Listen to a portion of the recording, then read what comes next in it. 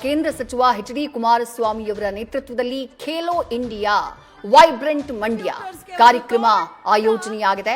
ಮಂಡ್ಯದಲ್ಲಿ ಕೇಂದ್ರ ಸಚಿವ ಎಚ್.ಡಿ. ಕುಮಾರಸ್ವಾಮಿಯವರ ನೇತೃತ್ವದಲ್ಲಿ ನಡೀತಾ ಇರುವಂತಹ ಬೃಹತ್ ಕಾರ್ಯಕ್ರಮ ವೇಸಿ ಫಾರಂನಲ್ಲಿ ಸ್ಪೋರ್ಟ್ಸ್ ಕಾಂಪ್ಲೆಕ್ಸ್ಗೆ ಶಿಲಾನ್ಯಾಸ ಕಾರ್ಯಕ್ರಮವನ್ನ ಕೇಂದ್ರ ಸಚಿವ ಎಚ್.ಡಿ. ಕುಮಾರಸ್ವಾಮಿ ನೆರವೇರಿಸಿದ್ದಾರೆ.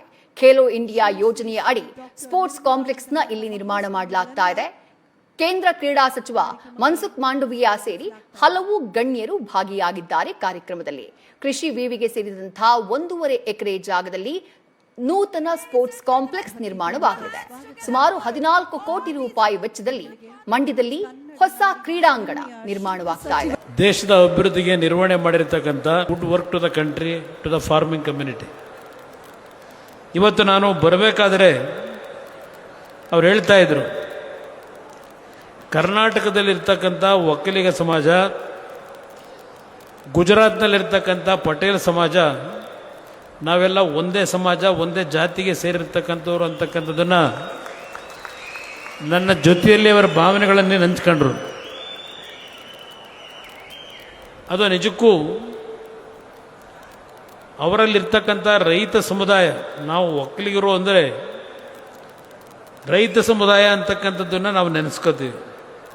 ಗುಜರಾತ್ನಲ್ಲಿ ಪಟೇಲ್ ಸಮಾಜ ಏನಿದೆ, ಕರ್ನಾಟಕದಲ್ಲಿರ್ತಕ್ಕಂಥ ಒಕ್ಕಲಿಗ ಸಮಾಜ, ಗುಜರಾತ್ನ ಪಟೇಲ್ ಸಮಾಜ ಎರಡೂ ಒಂದೇ ಜಾತಿಗೆ ಸಂಬಂಧಪಟ್ಟಂಥದ್ದು ಅಂತಕ್ಕಂಥದ್ದು ನಿಮ್ಮ ಗಮನಕ್ಕೆ ಪ್ರಥಮವಾಗಿ ತರ್ತಾ, ಬಹುಶಃ ಆ ಒಂದು ಭಾವನಾತ್ಮಕ ಸಂಬಂಧದಲ್ಲೇ ಇವತ್ತಿನ ಈ ಕಾರ್ಯಕ್ರಮದಲ್ಲಿ ಅವರು ಭಾಗವಹಿಸಿದ್ದಾರೆ, ಮನಸ್ಸು ತುಂಬಿ ಮಾತನಾಡಿದ್ದಾರೆ. ಈ ಸಭೆಯಲ್ಲಿ ನೀವು ಸಹ